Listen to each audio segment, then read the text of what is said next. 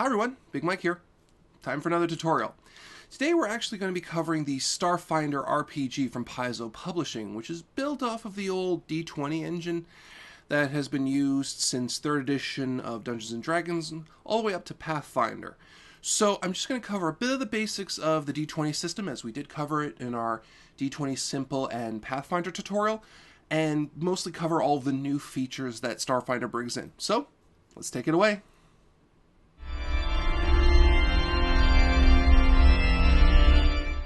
First of all, there's the basics of the D20 system.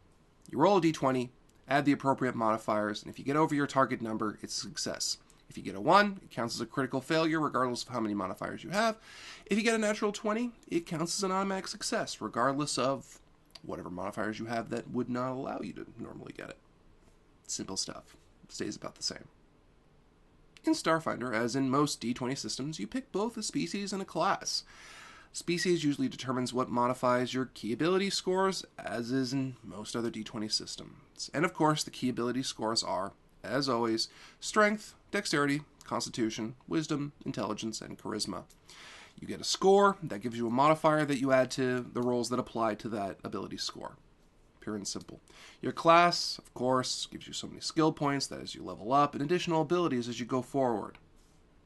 But it's time for the differences. First off, in addition to your race and class, you have something called a theme.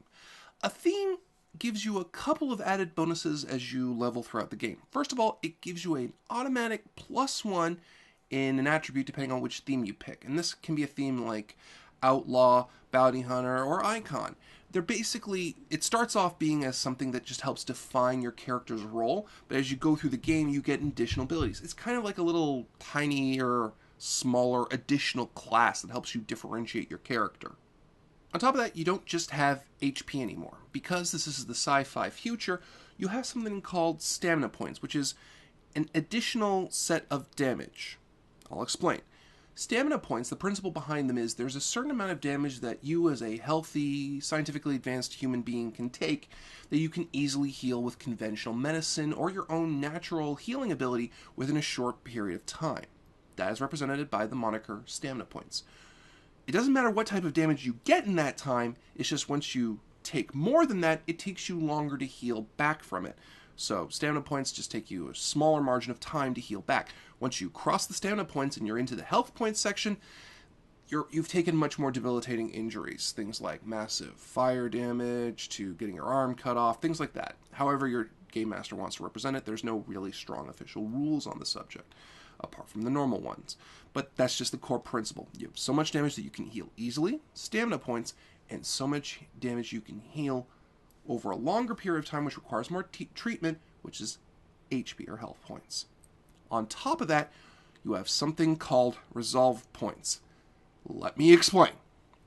Resolve points are an additional type of currency, for lack of a better term, that you can spend to keep yourself alive when you're otherwise in a very critical condition, like say you've been damaged so much that you've blacked out, or you're bleeding fatally. And they help keep you in the fight. Now, there are other abilities within the game that you can use resolve points for, but they're not like universal across the classes, so it depends on when it comes up for you. But those are the key things that resolve points are used for.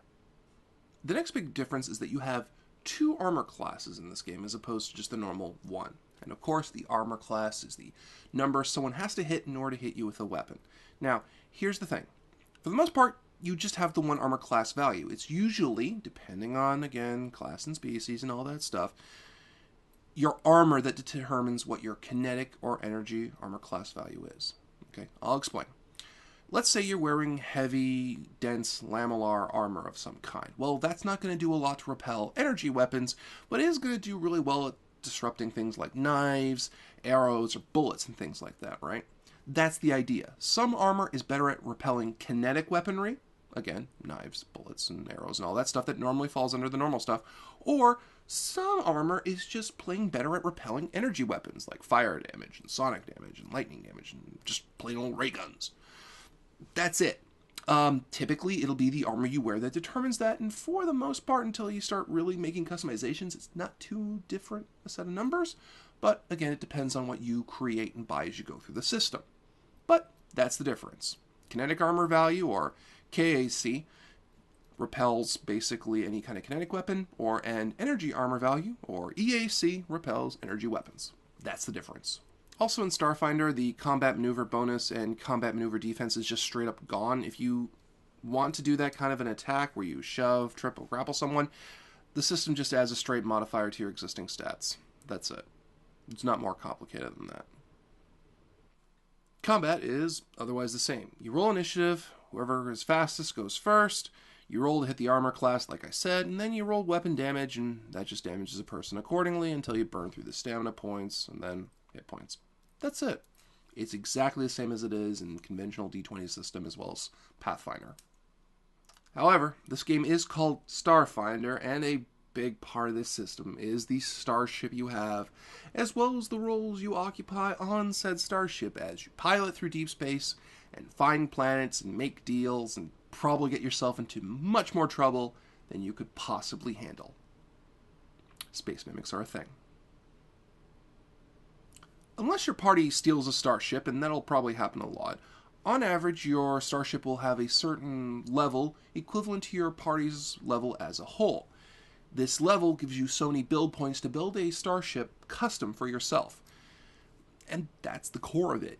As you level, you're able to upgrade your starship accordingly and make it stronger and faster and better and improve the systems, the engines, and the ability for it to go in and out of the drift. What is the drift?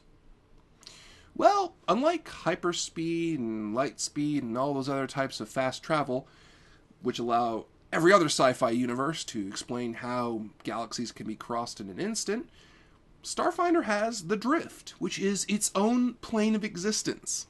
What happens is your starship sits still for a whole minute, turns on its drift beacon.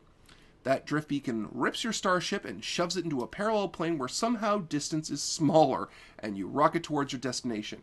You can still get into combat in the drift if you're very unlucky, and the longer you spend in the drift, for some reason, random crap just kind of turns up in there. Sometimes it's dirt, sometimes it's a space station, sometimes it's an infernal army of the damned. Don't go in the drift too long. It's kind of shitty if you are. But that's just their fast travel method. It is effectively, as I said, a parallel plane of existence. On a starship, you as players can occupy one of several different roles. These include things like captain, gunner, pilot, science officer, and engineer, and each one has different things that they can do depending on the situation you're in. The pilot, of course, makes maneuvers to either move the ship itself or try to evade combat. Yes, it includes a barrel roll. The gunner can occupy any of your weapon ports to fire on the enemy. The science officer can do jamming and hacking things.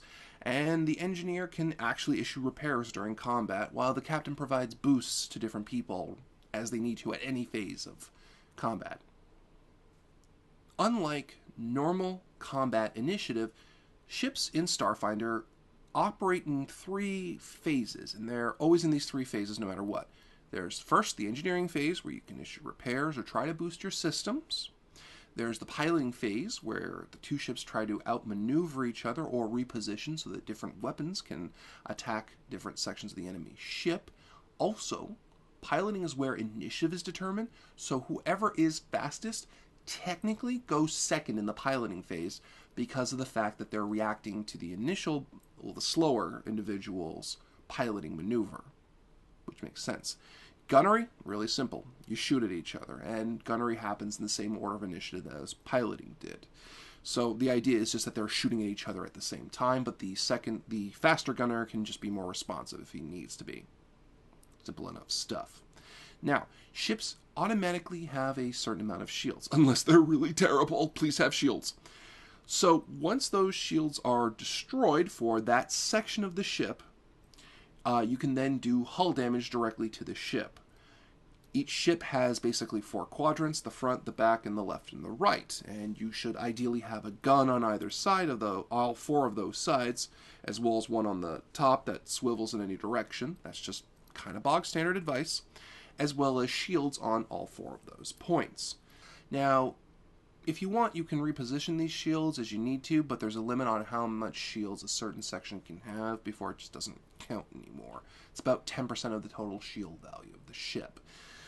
But yeah, and the science officer has the ability to move those as he needs to during the engineering phase. But once the shields are out, your ship's getting targeted directly, and that's when things go sideways.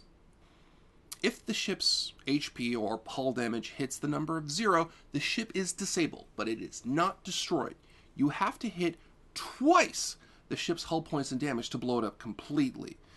Criticals, meanwhile, cause damage and eventually disable systems on the ship itself. Of course, an engineer can try and repair the ship as well. And that's the basics of Starfinder. It's a really fun system built off of the old 3.5 rules that Pathfinder's made, with a bunch of fun additions to keep it fresh. And I encourage you to check it out, either through tutorials online or through the SRD. But for now, I'm Big Mike. This has been another D20 Lab tutorial, and we'll see you next time. Later.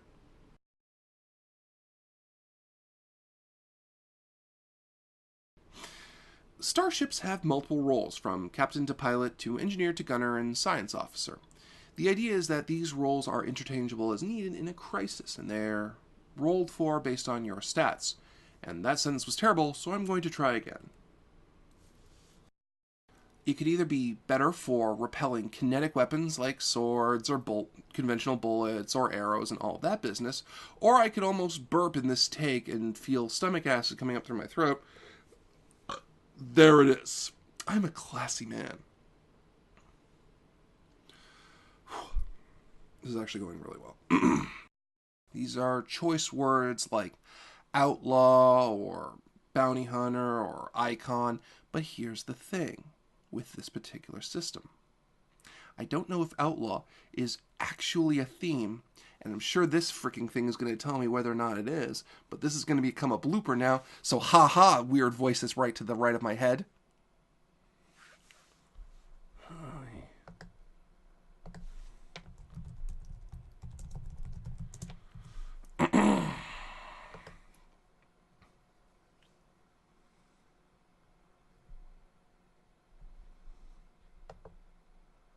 Oh my god, outlaw is. And what class your character is, or what job or career path or role they'll be fulfilling throughout the duration of the adventure. These determine things usually like how many hit points you have and all that stuff, but it's different this time. And I'm going to restart, because I need to explain hit points separately, because this time you don't just have hit points, you have stamina points and resolve points. And it sounds much more complex than it actually is, because you have 3 types of points that deal with your health, and yet somehow this is still a blooper take, despite the fact that I have barely stuttered this entire take, because that is the hell that is my life. It's entirely up to you, but it is a really fun system, and if you're getting tired of bog standard fantasy, it is a new option that allows you to use rules that you're fairly similar with, as long as you have a large amount of sweet kick-ass guns. I was going to say, it also gives you a kick-ass amount of guns. Did you know this game has a chainsaw sword in it? It's kind of awesome. It's called a buzzblade, and you can actually give it holy attributes on top of it and make it a flaming holy buzzblade. And if that's not cool, you're not a person. You're a robot, and you failed the Turing test. Yeah. You've disappointed your creator.